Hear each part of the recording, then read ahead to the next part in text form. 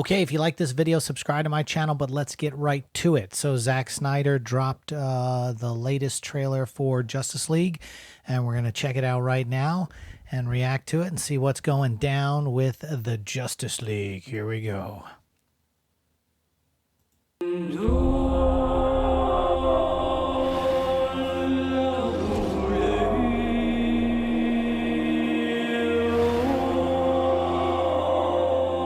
The bell's been rung.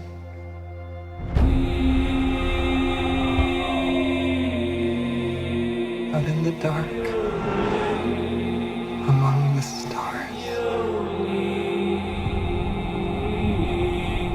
the god is dead.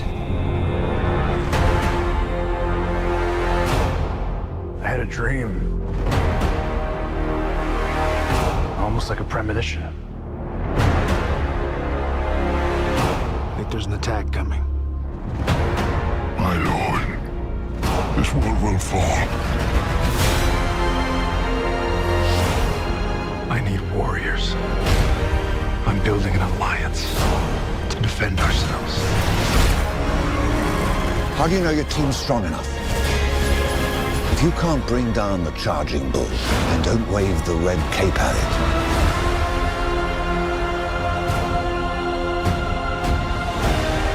You were sent here for a reason.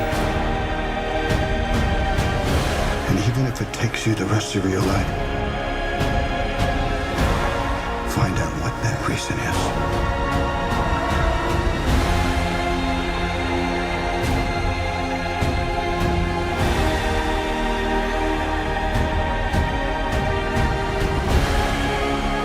They said the age of heroes would never come again.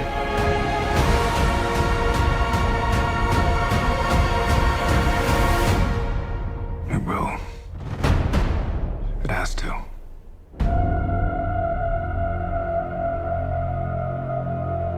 We live in a society where honor is a distant memory. Isn't that right, Batman?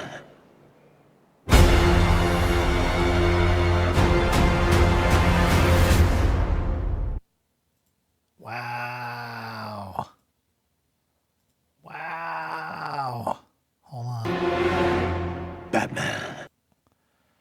So Jared Leto's appearance is in the premonition he has, which is cool because then he didn't have to, Zack Snyder didn't have to adhere to what David Ayer did with the makeup and the tattoos and all that kind of stuff. He could do a kind of a different twist on the Joker. That looks pretty badass, I have to say. Of course, the visuals with Zack Snyder look amazing. I like this music better than the song that was in it last time for one of the other trailers. It just felt weird, like it didn't fit. This looks a lot darker than what I thought, but that's okay. You can see. All right. First of all, I think people need to realize that when they greenlit Justice League, it was supposed to be a two-part film. And they just kept shooting and shooting and shooting and shooting. And that's why there's a 4-hour cut of this. And yes, they spent $70 million or something finishing it, but that was mostly visual effects. They did some pickups, but not much.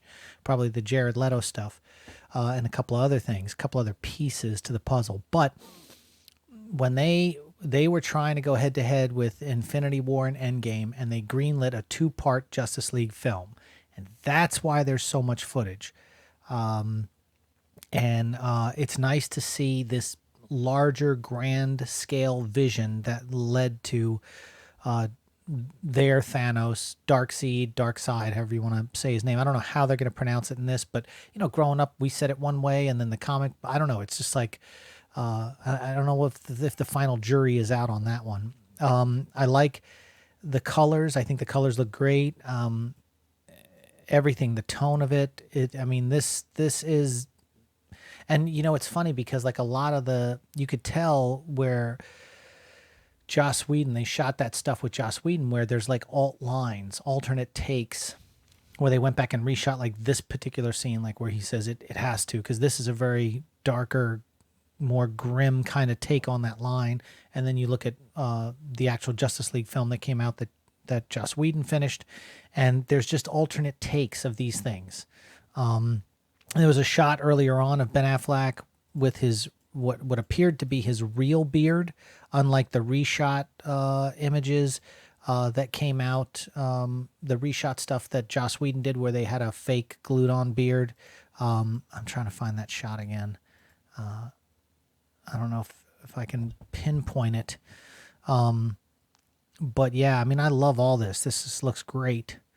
Oh, wow. Look at that. That's just epic.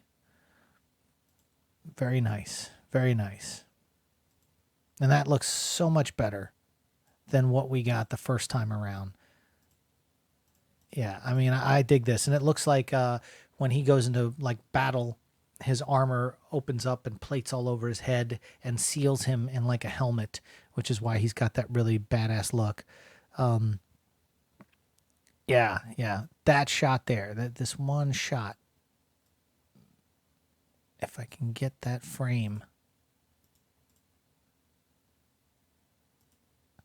Yeah, that's Ben Affleck's real beard. And when you go back and you watch the stuff that they picked up and reshot for Joss Whedon's version, he has a glued on beard to match. So this is the original footage, which is great because that means we'll have no mustache gate when it comes to Henry Cavill in this. I love this sequence here. I can't wait to see how they flesh out his character a little bit more. Not really sold too much on the actor, but never have been as far as him being the Flash. Really digging all this stuff. I think the one thing, and I know that they've said that they don't want to expand on this universe, if you will, Warner Brothers. They just want to leave this as is. I just can't see that happening if this thing hits pay dirt and they get tons and tons of subscribers this looks like some sort of a flashback to when Doomsday speared him through and he died because there's the shot where, you know, he had pulled himself through or whatever to kill Doomsday in Batman vs Superman. Same kind of electricity and stuff that Doomsday puts out. So I'm wondering what that is, if that's a flashback or something. Gotham looks great, you know. This whole thing just looks fantastic. I'm really excited about it, and yeah, and that's crazy right there that he catches her as she flies out, because she definitely would have died right there. Everything looks good. I know the other teaser trailer had that Batmobile that looked like a tank, more in the line of like you know, the Dark Knight Returns graphic novel. So I'm interested in seeing how it all turns out. And I'm excited. You know, it's funny when you look at Disney Plus had just put out their numbers the other day, and they have 95 million subscribers to the tune of $7.1 billion if they all paid full price, which is like the $79 a year, whatever the discount was. And sometimes you can bundle it with Hulu and ESPN. There's a little bit of a discount there. But for the most part, everybody's $50 and above to get a full year subscription to Disney Plus. So I'm interested to see how HBOMax you know, blows up from here because of this, or do people rip it down, you know, using the same kind of software that I use to do my videos, and then, you know, people, you know, they BitTorrent this thing, but it'll be interesting to see how the money rolls. I'm excited. I think this is really good. I think we needed to see this vision, and this needed to be the 2-hour, 2-part film released in theaters the first time around. They should have just stuck with it. I know Zack was going through the loss of his daughter and all that stuff, but they really should have stuck by this guy and just saw his vision through, because I think people are going to want to see more Ben Affleck after this. I think they're going to want to see and they're doing another Aquaman. They're going to do another Flash. They're obviously going to do another Wonder Woman after this last one did pretty well, even though we were in a pandemic. We have to get another Man of Steel sequel. We have to get, I mean, God, if they walk away from Henry Cavill, it's just tragic, because it seems like they still keep, for lack of better words, dicking him around on everything.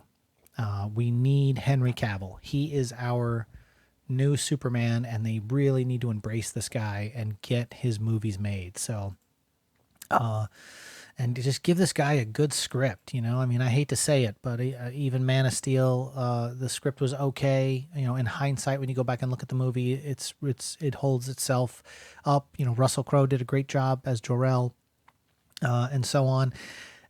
Batman vs Superman just hit wrong, even though it should have hit right. And you know, there was too many Monday morning quarterbacking, armchair quarterbacks at Warner Brothers, you know, that just didn't let Zack just finish his vision and get it done. But I think people are going to embrace this darker version, and without the camp and without the fake mustache and all that kind of stuff. And you know, what's cool about watching it on HBO Max, although I would love to see this on a big screen, watching it on HBO Max, you at least have you can hit pause and get up and go pee and, you know, go get some snacks and things like that. So watching it as a 4-hour film all the way through, you know, could be taxing in a theater. I don't know why. You know, it's funny, when they originally talked about Justice League Snyder Cut, they said they were going to do it as a 4-part episode, release an episode a week.